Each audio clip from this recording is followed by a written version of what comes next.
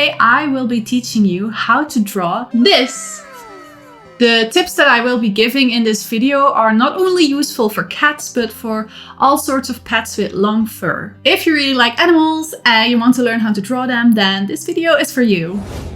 So the cat that I'm drawing today is our own family pet that sadly has passed away a few months ago. He was my little sister's biggest buddy. So to console her, I wanted to paint him for her, and we as a family printed it together and gave it to her as a present in hopes to make her feel a little bit better. It won't ease the pain, but you can try. So, when starting off with a pet painting, to get the pet to look as identical to real life, I suggest to trace the picture. Nothing is wrong with that, most pet artists do that. It's to make sure that the pet actually looks like that pet and not just some rando's cat. Besides that, it's also just way quicker to do it that way, especially if it's your job, you know, time is money, so you just want to be quick with it. When it's about your own pet, then obviously, you know how the pet looks like, so it's probably a bit more easy for you. But when you're drawing someone else's pet, then having a lot of pictures really helps. You can also kind of make like a Frankenstein picture, like if you like the head somewhere but like the body more, you can just mash them together. Just make sure the proportions are right. When the sketch is done, I will be starting off with laying down the base colors. I color pick from the images beside it, and since I knew the pet in real life, I could tweak the colors a bit because the pictures are not like real life. Obviously, some might be a bit more saturated, some might be a bit more gray, so I knew I had to change it a bit. I do this with a big, soft, round brush that has pressure sensitivity. This way you can easily blend colors. If you want something more sharp, then just make the size of the brush smaller.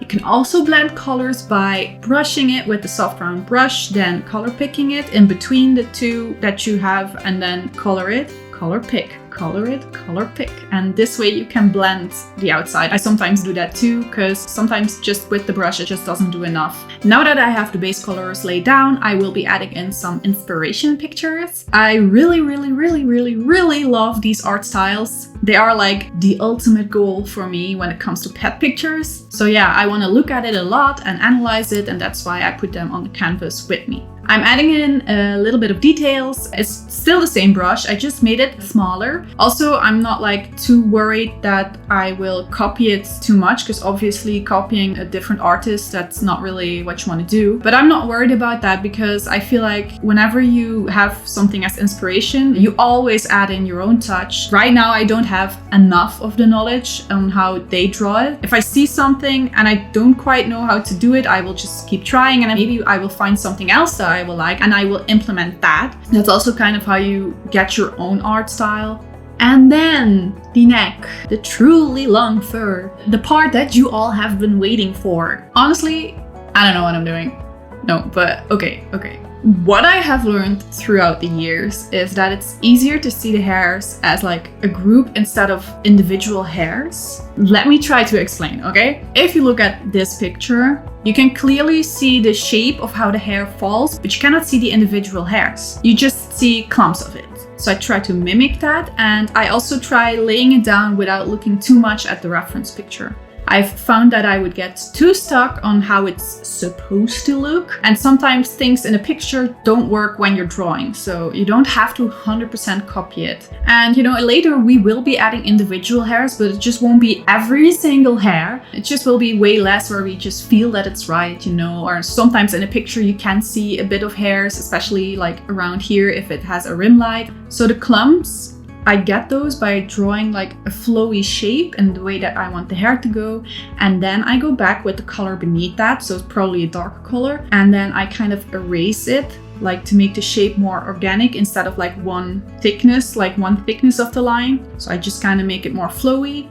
And I also do this to kind of separate the clumps, like at the bottom I just do a swipe like this, and then it gets separated a bit because that just also happens with hair. I also tried a few different brushes along the way because the pictures that I was looking at, the reference pictures, they had like a rough look in it, like they used a textured brush. So I went through all of my brushes, see if there was something that I liked. I kind of struggled with that, but yeah, you can also try out different brushes. You don't have to use the brush that I am using, but if you don't know where to start, I'd suggest that. So now that is out of the way, it's time for the elephant in the room. Those goddamn ugly flowers. I don't know what I was thinking. It doesn't look right. I hated drawing them. I just couldn't get them right. The values, the colors, everything, it just looked off. It just didn't fit it. The vision was there, but the execution, not really. So I decided to ditch them and just, you know, finish the body.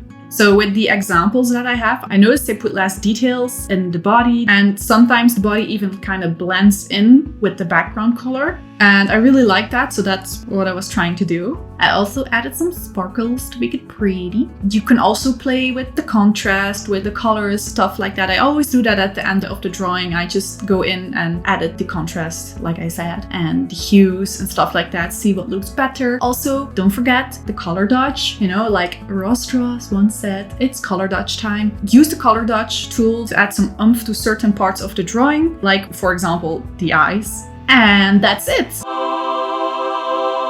I hope you all found the video very useful, and I hope that you enjoyed it. If you liked the video, then please like it, please leave a comment, let me know your thoughts, and please consider subscribing. Also, you can check out my other videos.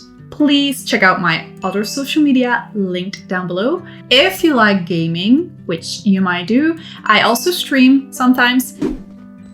Oh, sorry. Reina killed. Here. One enemy remaining. Get over here. Oh. My first ace. Damn. Damn. It's supposed to be 2 times a week, but it's been a while, but I do stream sometimes. If you have any suggestions, you can leave a comment or you can join my Discord channel. And yeah, have fun drawing, and I'll see you guys next time. Bye!